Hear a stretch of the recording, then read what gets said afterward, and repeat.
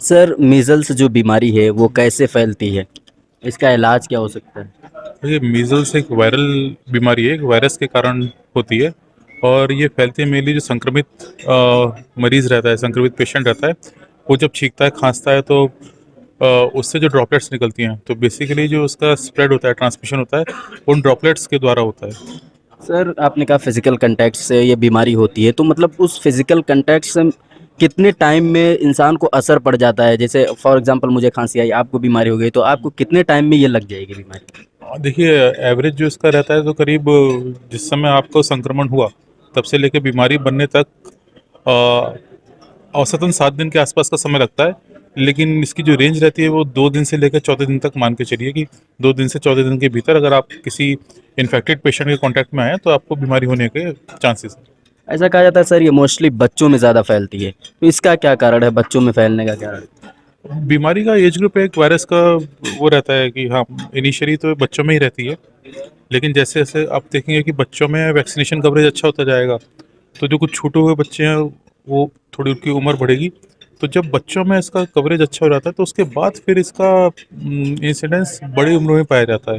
तो हमने देखा है कि मोस्ट ऑफ द केसेज़ जो हमारे, वो 5 साल तक की एज के रहते हैं, अंडर 5 बच्चों में सबसे ज़्यादा केसेज़ रहते हैं, लेकिन ऐसे केसेज़ 15 साल तक भी देखे जाते हैं। सर आपका जो मिशन है इंद्रधनुष को लेकर के, ये कितने इसकी कोई उम्र की कोई सीमा है, कितने साल के बच्चों को ये वैक्सीन लगाई जाएगी? देखिए, इस बार जो मिशन इंद्रधनुष है, इंटेंसिफाइड मिशन इंद्रधनुष 5.2, तो इसमें भारत सरकार पहली बार, इससे पहले जो कैंपेन होते थे वो 2 साल तक के बच्चों में होते थे। इस बार जो कैंपेन है ये 5 साल तक की एज ग्रुप को कवर कर रहा है और पहली बार ये कैंपेन पूरे देश में चलाया जा रहा है, हर ज़िले में। तो हमारा टारगेट है कि मीज़ल्स और रूबेला को देश से एलिमिनेट करना है। तो उसके तहत एक ये बिग लीप है जिसके ये इंटेंसिफाइड मिशन इंद्रधनुष के थ्रू अचीव करने का प्लान है।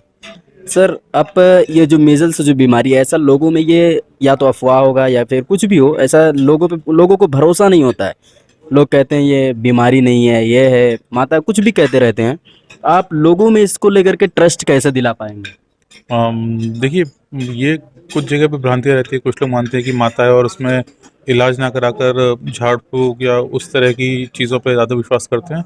तो इसमें सबसे ज़्यादा ज़रूरी है लोगों के पास सही जानकारी पहुँचाना, तो सही जानकारी में कारण क्या है, वो इम्पोर्टेंट है और काफ़ी ज़्यादा इम्पोर्टेंट है कि अगर आपने इसमें सही से इलाज नहीं करा, तो क्या-क्या इससे कॉम्प्लिकेशंस हो सकते हैं।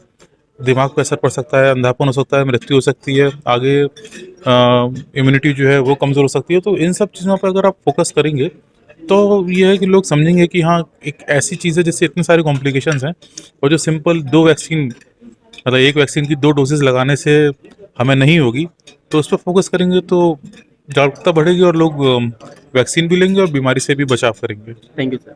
Thank you.